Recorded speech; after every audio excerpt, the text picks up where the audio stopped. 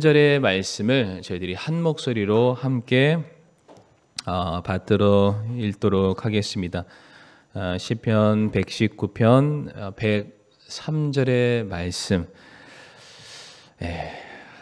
같이 읽겠습니다. 시작. 주의 말씀들이 내 입맛에 어찌 그리 단지요 참으로 내 입의 꿀보다 더 다니이다. 아멘. 아버지 하나님 감사합니다.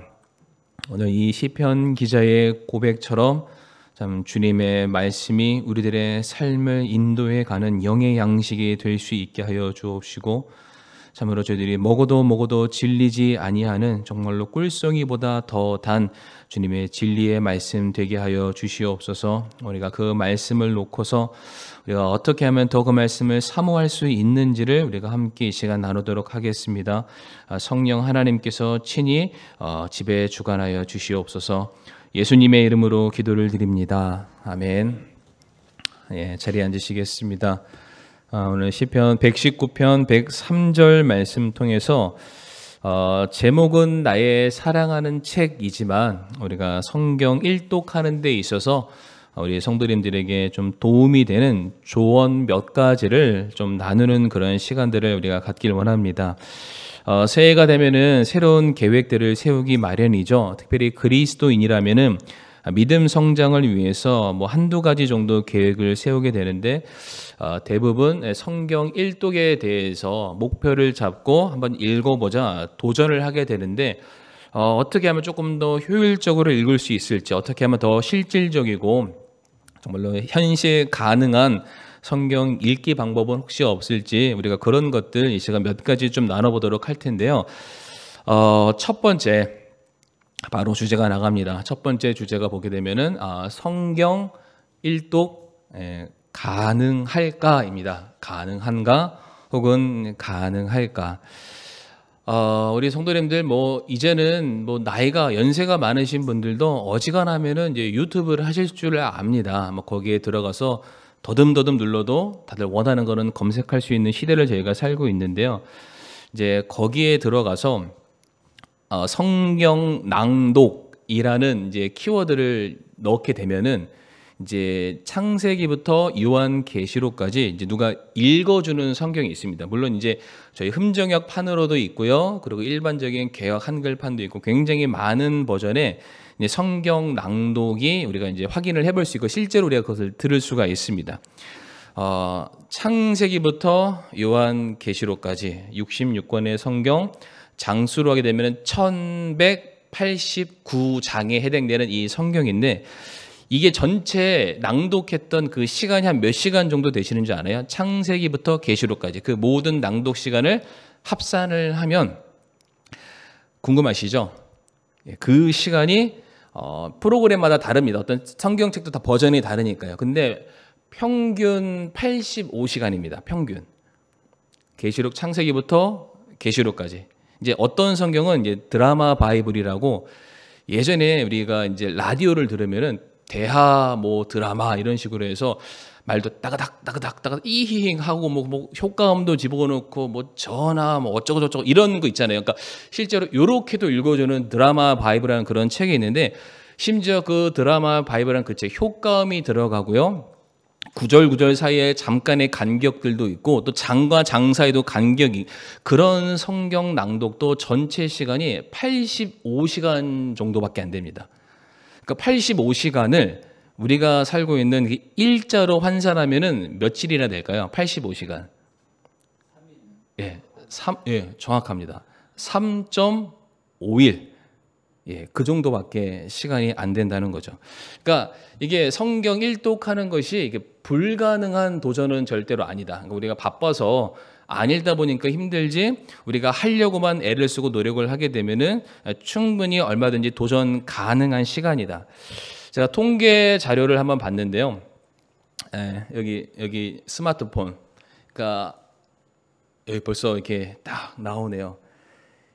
1일 개인당 스마트폰 평균 이용 시간이 이제 이 7시간은 좀 심한 사람, 중독에 가까운 사람은 무려 7시간을 손에 붙들고 있다고 합니다.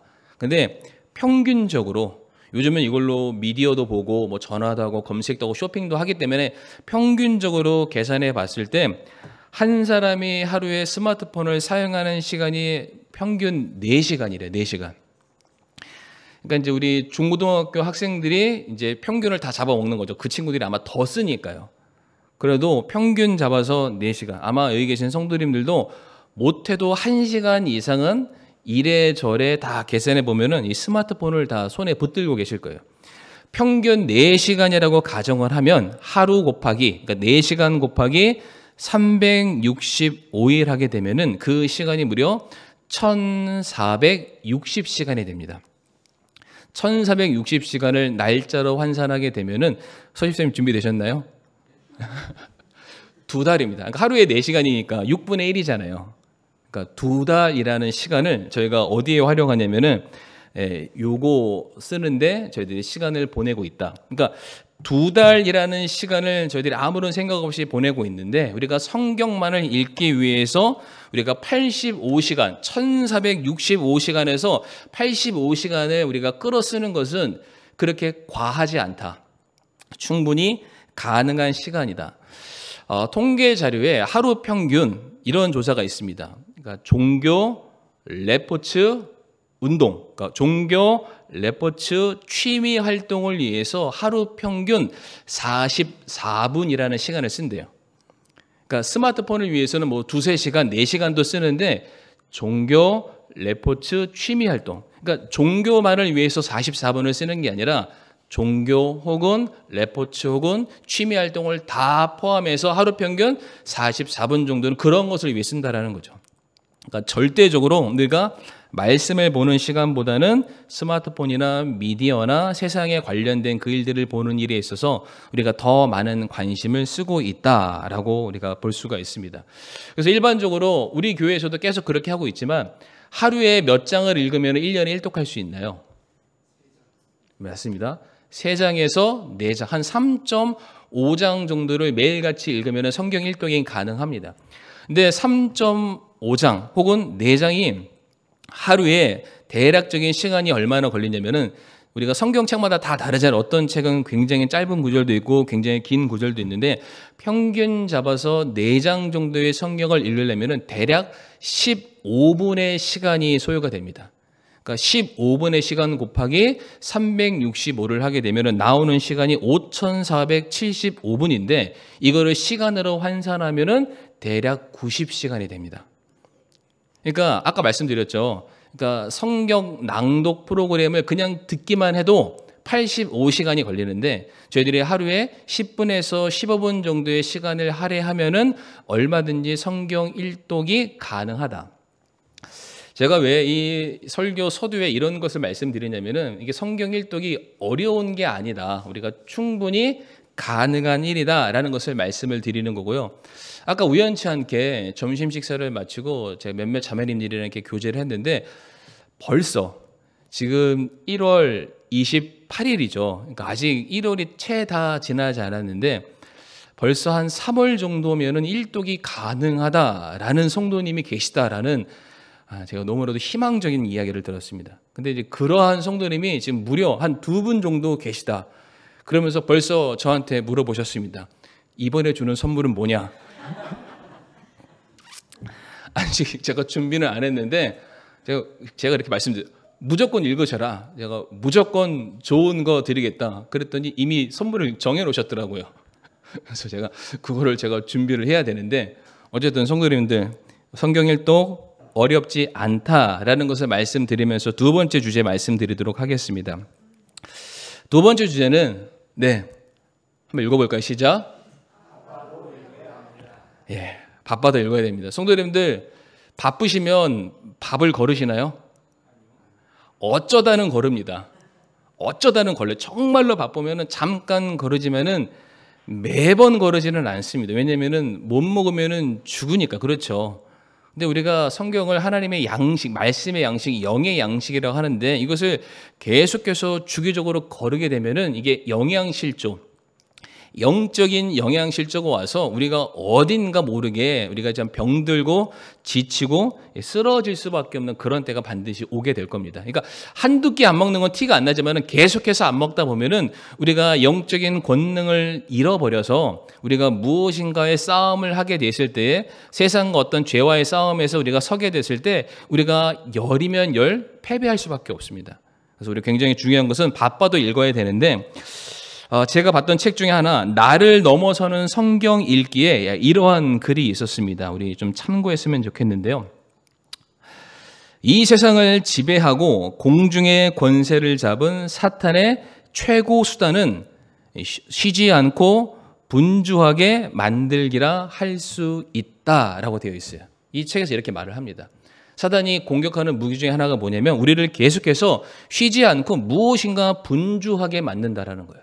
우리가 사탄, 마귀, 귀신 이렇게 생각을 하면은 하얀 소복에 피를 흘리고 뿔을 달고 창을 들고 막 이런 게 있어야 될 것 같은데, 실질적으로 마귀 사탄이 그런 식으로 우리를 공격하는 게 아니고 우리 앞에 나타나서 어흥하면서 우리를 무섭게 하는 것이 아니라 우리한테 오지도 않아요. 근데 우리들의 삶을 무엇인가 계속해서 바쁘게 만듭니다. 우리가 굉장히 바쁘니까 뭔가 보람찬 것 같은데 끝나고 나면 아무것도 한 일이 없죠. 근데 무엇인가 그냥 바쁩니다. 그 바쁜 시간을 통해서 기도하는 일, 말씀 보는 일, 하나님과 교제하는 일을 우리로 하여금 잃어버리게 만든다라는 사실이죠. 그래서 우리 성도님들 혹여나 내 삶이 지금 너무나도 바쁘다, 내가 정말로 말씀 한 줄 읽을 시간 없다, 기도할 여력도 없다 하면 잘 생각해 보시길 바래요. 그게 정말로 내게 축복인가? 아니면은 혹시 축복을 가장한 저주는 아닌가 꼭 한번 생각해 보시길 바랍니다. 그래서 엘렌 데이비스라는 구약학자가 이런 말을 남겼는데 조금 이게 흥미가 있습니다. 구약학자가 뭐라고 말하냐면, 성경을 통해서 하나님과 관계를 맺는 비법이 있다면 그것은 아마도 책장을 천천히 넘기는 일일 것이다. 그러니까 우리가 성경 말씀을 통해서 창세기를 비롯해서 요한계시록까지 계속해서 그 장수가 넘어갈수록 우리가 하나님을 아는 지식의 분량이 달라지고요. 그 지식이 결국엔 우리를 믿음으로 인도할 것이고 그 믿음이 확신과 친밀함으로 우리를 인도하게 된다라는 그런 뜻인 것 같습니다. 당연하잖아요. 우리가 어떤 사람을 알아가기 시작했을 때 한 번 알아가는 것과 두 번 만나는 것, 지속적으로 계속해서 연락을 주고받고 서로의 마음을 교류하는 이러한 시간과 관계성이 많아지면 많아질수록 우리는 그 사람과 더욱더 친밀하고 그 사람을 더 정확하게 알아갈 수밖에 없겠죠. 마찬가지로 우리가 성경책을 넘어가는 그 장수에 넘어가는 빈도가 많아지면 많아질수록 우리는 하나님과 더욱더 친밀한 관계를 맺을 수 있다. 다른 비법은 없다라는 것이죠. 우리가 그만큼 성경을 읽어야 된다. 고린도전서 3장 1절부터 3절까지 말씀 우리 같이 한번 좀 빼곡한데요. 한 절 한 절 우리가 교독 한번 해보도록 하겠습니다. 형제들아, 내가 영에 속한 자에게 말하는 것 같이 너희에게 할 수 없어서 육신에 속한 자 곧 그리스도 안에 있는 갓난 아이들에게 말하는 것 같이 하였노라.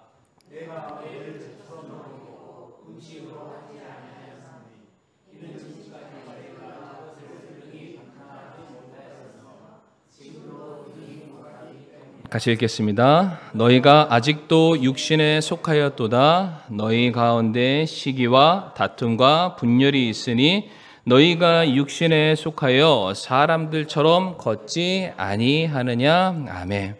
뭐라고 말씀하십니까? 우리가 여전히 육신에 속한 모습이 우리들의 삶에 다분하다면 우리가 육신을 위한 양식을 더 많이 먹어서다.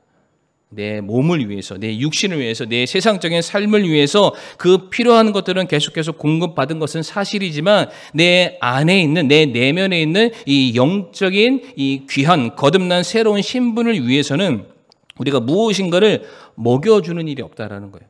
물론 우리가 말씀의 젖을 계속해서 공급받지만 우리가 늘 언제나 이 말씀의 젖 우유만 먹는 그 정도가 아니라 이 양질의 음식이죠. 더 풍성한 에너지원을 가지고 있는 그 말씀을 내 스스로 찾아가서 그것을 공급하고 섭취하는 그런 일들이 있어야 되는데, 그와 같은 일들이 너무나도 부족하기 때문에 우리가 여전히 육신에 속해 있는 삶으로 살아갈 수밖에 없다. 성경은 우리에게 그렇게 말씀을 하고 계십니다.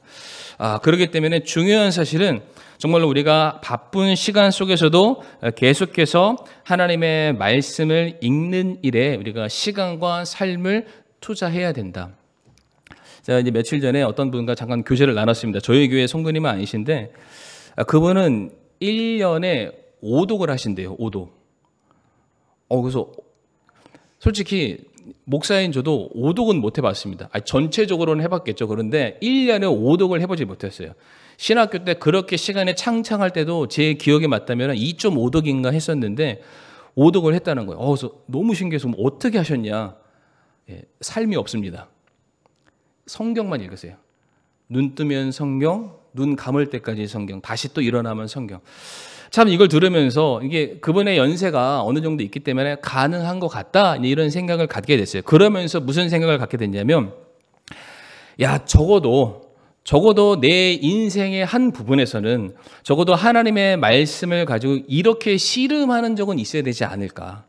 정말로 말씀이 내 삶을 거듭나게 하고 변화시키고 믿음을 자라게 하는 그런 비법이라는 사실을 내가 안다면 정말로 이 말씀 가지고 고군분투하고 이 말씀의 꼴을 계속해서 공급받기 위해서 애쓰는 그 정도의 삶을 내가 한번 투자해야 되지 않을까라는 생각을 받으면서 도전을 받았어요.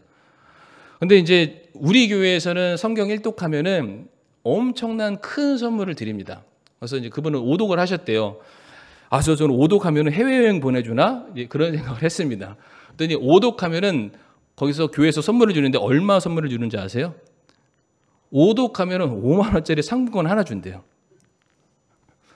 웃음이 나오시죠? 그러니까 물어봤더니 더 하는 사람도 있대요. 대체 그분들은 어떤 분들이실까요? 근데 그만큼 삶의 우선순위를 내가 정말로 하나님을 사랑하기 때문에 그 사랑하는 것만큼의 삶의 어떠한 계획들을 짜 나갔다. 바쁘더라도 우리는 성경을 가까이 될 필요가 있습니다. 세 번째로 다음 주제인데요. 가능한 한 많이 읽어야 됩니다. 가능한 한 많이 읽어야 된다. 이게 무슨 뜻이냐면 제가 지난번에 성경 해석 방법에 있어서 문문역이라고 말씀드렸습니다. 처음에 말씀을 우리가 해석할 때 단어나 문자를 먼저 살펴봐야 되고 그 다음에 그것을 더 넘어서는 문장 혹은 문맥을 살펴봐야 되고요. 그것을 더 뛰어넘는 역사적인 배경이나 흐름을 알아야 이 본문의 의미를 정확하게 파악할 수 있다라고 말씀드린 적이 있어요. 예를 들어서 오늘 아침 설교만 해도 3층 다락에서 떨어져 죽은 그 유두고라는 청년, 그 떨어졌다라는 단어만 보면은 참 한심해 보이죠. 그런데 그걸 문장을 조금 더 확장해서 그렇게 떨어져 죽을 수밖에 없었던 배경과 당시의 상황을 파악하니까 그 의미가 우리한테 좀 새롭게 다가오게 됐습니다. 마찬가지로 우리가 성경을 읽을 때 부분적으로 읽다 보면은 전체의 내용을 파악하지 못하는 경우들이 있고요. 그리고 이것이 어떠한 것을 의미하는고자 하는 그런 정확한 메시지를 발견하지 못할 때가 있습니다. 성도님들, 이 성경은 몇 명의 기자가 기록한지 아시나요? 이 성경책은요. 66권 1189장의 성경의 내용을 우리가 알고 있는 것은 40명의 저자들이 성령의 감동함을 통해서 이 말씀을 기록을 하게 됐죠. 그러니까 이 성경이 기록되는 데 있어서 도구로 쓰임받은 사람은 40명의 사람이지만 그 모든 사람들을 감동하셔서 그들의 펜대를 움직이게 하신 실제 저자는 우리 하나님 한 분이십니다. 그러니까 하나님께서는 이 성경 66권 전체를 통해서 우리에게 전달하시고자 하는 메시지와 내용이 있습니다. 그러기에 66권의 내용이 필요한 거예요. 그러니까 어떠한 내용들은 우리가 그 내용을 통해서 모든 것을 파악할 수 있는 것이 아니라 어찌 보면 성경 66권의 내용을 다 봐야만 이해가 되는 내용들이 있습니다. 이거를 성도님들 전문 용어로 뭐라고 얘기하냐면은 지식의 의존성이라고 말합니다. 지식의 의존성. 그러니까 우리가 A를 알기 위해서는 B를 알아야 돼요. 그리고 B를 알기 위해서는 마찬가지로 A라는 사전적인 지식이 있어야만 정확하게 깨달아 알 수 있다는 부분이죠. 예를 들어서 우리가 예언서 말씀을 보더라도 예언의 말씀만 보면은 그것이 마치 뜬구름 잡는 내용처럼 보이기 때문에 이것이 무엇인가라는 것을 우리가 이해할 수 없죠. 저희들이 지금 수요 예배 때 요엘서 강해를 시작을 하고 있습니다. 근데 요엘서 강해에 하나님께서 심판의 도구로 뭘 사용하냐면은 메뚜기를 사용하십니다. 왜 하나님께서 심판의 도구로 메뚜기를 사용하실까? 메뚜기 손으로 이렇게 탁 잡으면 우리가 막 찌부시켜서 죽일 수 있는 거잖아요. 별거 아닌 것 같은데 왜 그것을 들어 사용하실까? 그런데 이사야 말씀이나 계시록 말씀 보게 되면 그 메뚜기를 뭐라고 표현하는지 아마 우리 수요예배 참석하신 분들은 아실 거예요. 군대라고 되어 있습니다. 그러니까 성경이 성경을 따로 보충 보완해서 설명하고 있다는 것이죠. 부분만 보면 전혀 알지 못하는 것. 그래서 우리 신약 성경 사도행전에서 나오는데 에디오피아 내시가 자기가 타고 있는 그 마차에서 고난당하는 어린 양이 대체 누구인가를 알지 못하는 상황 가운데 하나님께서 빌립 집사를 달려서 보내서 그 마차에 타게 하시고 그것을 설명하죠. 그게 바로 예수 그리스도이십니다. 그러니까 구약을 아는 사람은 신약을 모르는 거죠. 하지만 신구약을 다 아는 사람은 그것을 합쳐서 보게 되었을 때 그 내용이 주목하고 있는 바가 무엇인지를 충분히 알 수 있다. 그러니까 성경은 서로 상호 보완적이기 때문에 이것을 다 알아야만 깨달을 수 있다. 그래서 적어도 우리가 성경을 읽기 시작했다면은 적어도 예를 들어서 우리가 창세기를 봤다. 그러면은 가능한 한 한 권씩 보는 게 좋습니다. 그래야 이해가 더욱더 명확하게 될 수 있다는 것이죠. 그래서 제 사례를 말씀을 드리게 되면은 저도 이제 항상 성경을 보기 전에 이제 항상 그 전체의 내용이 어떤지를 확인하고 들어갑니다. 그러니까 저도 성경을 많이 봤지만은 그것을 정확하게 그 흐름을 때로는 잊어버리기도 하고 아직 정확하게 파악하지 못한 게 있기 때문에 그 흐름이 어떤지를 볼 때 저도 때때로 그 전체 흐름을 위해서 이제 성경 개론이라는 그런 책들을 참고하기도 하고요.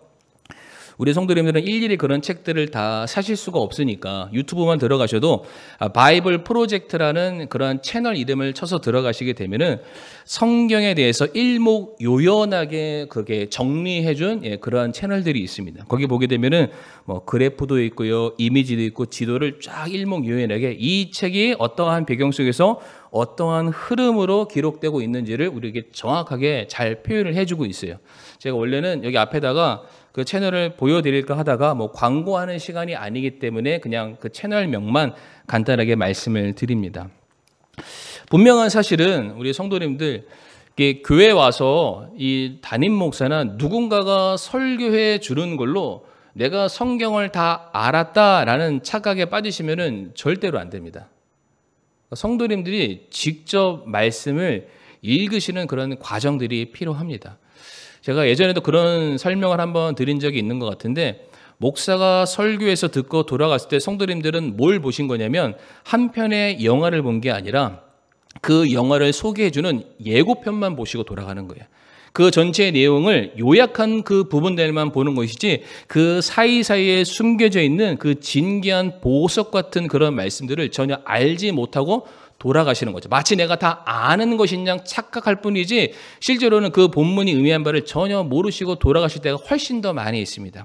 그래서 가능하면 성경을 읽을 때 전체적으로 보셨으면 좋겠고 제가 때때로 교회에서 이제 책별 강해를 많이 하게 되는데 그 설교가 진행되었을 때는 가능한 한 그 내용들을 전체적으로 우리 성도님들이 다 함께 읽어보시고 참여해 주셨으면 좋겠습니다. 마지막 네 번째를 좀 말씀드리도록 할 텐데요. 네 번째 주제를 한번 띄워주시기 바랍니다. 한번 읽어보실까요? 시작. 성령을 의지하며 읽어야 합니다. 아멘. 성경의 저자는 하나님이시죠. 그렇기 때문에 우리가 성경을 이해하기 위해서는 하나님의 도움, 하나님의 지혜가 절대적으로 필요합니다. 그 앞에서도 간단하게 예를 들었던 것처럼 우리가 어떠한 부분을 읽었을 때 어떤 부분이 이해 안 되는 게 있고 어떠한 부분을 같이 읽었을 때 이해가 되는 그런 부분들이 있는데 이것이 다만 내가 봤기 때문에 내가 찾았기 때문이 아니라 그것이 성령의 역사다라는 것이죠. 엠마오로 돌아가는 제자들에게 예수님께서 그들에게 나타나서 그 말씀을 풀어주시기 시작했을 때에 그들이 이해를 하게 되고 그들의 마음이 뜨거워지게 되었던 것처럼 마찬가지로 성령 하나님께서 우리가 읽는 말씀에 대해서 분명한 이해와 깨달음을 주셔야만 이 말씀의 진리를 우리가 파악할 수 있게 되는 것입니다. 우리가 몇 구절 좀 살펴보도록 할 텐데요. 요한복음 14장 26절 말씀 한번 읽어보실까요? 시작.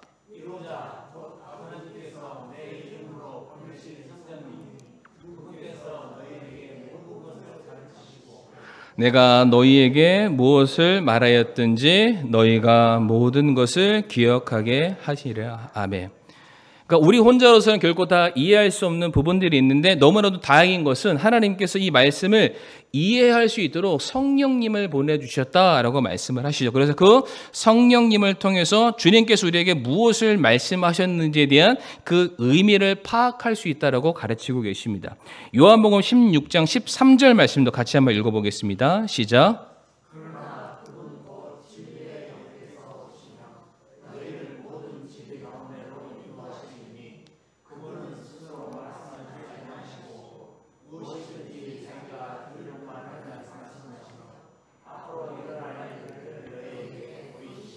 아멘. 진리의 영 성령님께서 오시면은 너희를 진리 가운데로 인도하신다. 말씀을 깨닫게 해주신다고 되어 있고요. 또한 그 말씀의 의미가 무엇인지를 우리에게 보이시리라 라고 되어 있습니다. 다시 말해 성령 하나님의 도우심이 없이는 우리가 성경 말씀을 제대로 조명하거나 그것을 살펴볼 수 없기 때문에 우리가 기도해야 되는 거예요. 말씀을 봤을 때 하나님 오늘 말씀에 내게 주시는 메시지와 교훈이 무엇인지 깨달아 알 수 있는 이 시간이 되었으면 좋겠습니다 라는 기도가 반드시 함께 병행이 되어야만 합니다. 고린도전서 2장 11절에서 13절 말씀도 좀 보도록 할 텐데요. 한 절씩 교독하겠습니다. 사람의 것들을 사람의 속에 있는 사람의 영 외에 어느 누가 알리요? 이와 같이 하나님의 것들도 하나님의 영 외에는 아무도 알지 못하느니라.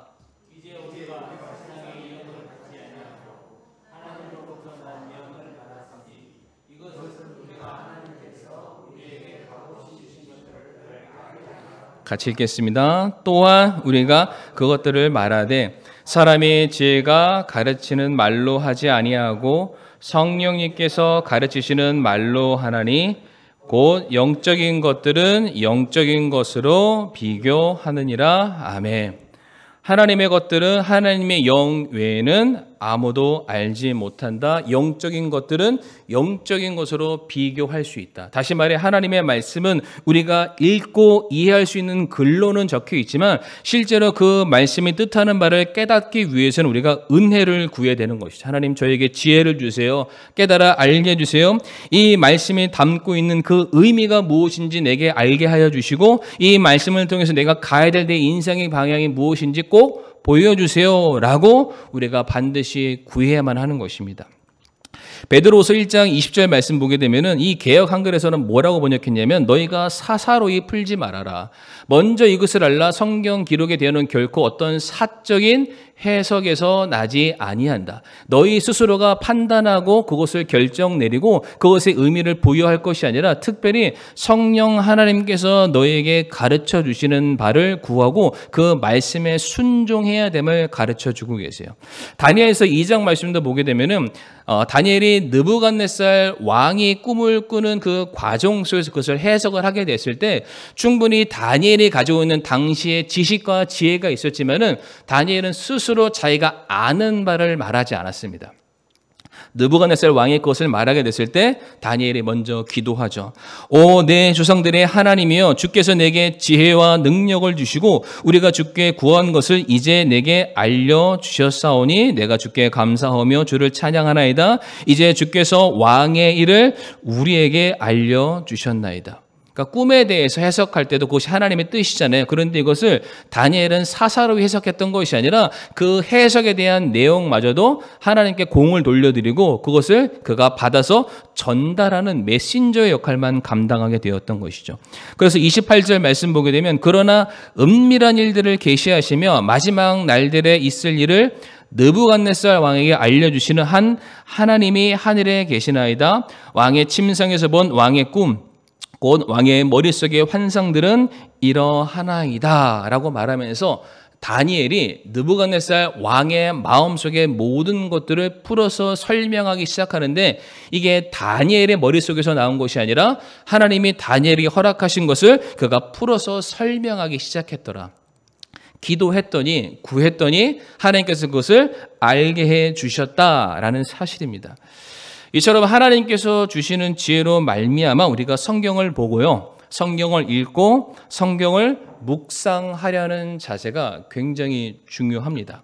그래서 처음에는 내가 성경을 읽지만 나중에는 이 성경이 나를 거꾸로 읽어가는 과정. 그러니까 우리가 좀 쉬운 말로 그런 표현을 하잖아요. 처음에 내가 술을 먹지만 나중에는 술이 나를 먹는다. 그런 형식으로 처음에는 우리가 성경을 읽겠다는 의지와 결심으로 시작했지만 이제 그 과정 속에서 성령의 감동을 통해서 말씀을 깨달아 알게 되고 그 의미를 파악해 가면 갈수록 더 큰 감동 속에서 그 다음의 내용들과 또 다른 메시지들을 발견하고 싶어하는 우리 자신의 모습을 우리가 찾게 된다는 것입니다. 그래서 성령님을 통해서 이 하나님의 말씀의 뜻이 무엇인가를 우리가 구하는 일들이 병행될 때 우리가 말씀을 읽는 재미와 깊이 속에 빠질 수 있다는 것을 말씀을 드립니다. 그래서 이제 말씀의 결론을 맺도록 할 텐데요. 우리는 성경을 읽을 때에 하나님이 하신 일과 또 그 일을 이루시는 그 과정 속에서 행하시는 주님의 그 손길들을 우리가 발견할 수가 있습니다. 성경은 단순히 어떤 지식을 깨달아가는 그런 과정이 아니라 우리는 성경을 읽어가는 그 과정들을 통해서 하나님의 영광을 발견해야 되고요. 그 영광을 발견하면 발견할수록 내가 그것을 더 많이 깨달아 알게 해달라고 기도해야 되고 우리는 갈망해야만 합니다. 보이지 않는 우리가 하나님을 알 수 있는 방법은 하나밖에 없습니다. 하나님께서 자기 자신을 스스로 계시하신 이 하나님의 말씀을 가까이 하면 가까이 할수록 우리 하나님의 마음을 발견할 수 있고요. 하나님의 의도를 파악할 수 있고요. 우리는 더욱더 하나님을 닮아갈 수 있게 될 것입니다. 우리가 다 같이 고린도후서 3장 17절과 18절 말씀 우리가 읽음으로 오늘 말씀을 마치도록 할 텐데요. 고린도후서 3장 17절에서 18절 말씀 같이 한번 읽어보실까요? 시작. 이제 주께서는 그 영이시니 주의 영이 계신 곳에는 거기에는 자유가 있느니라.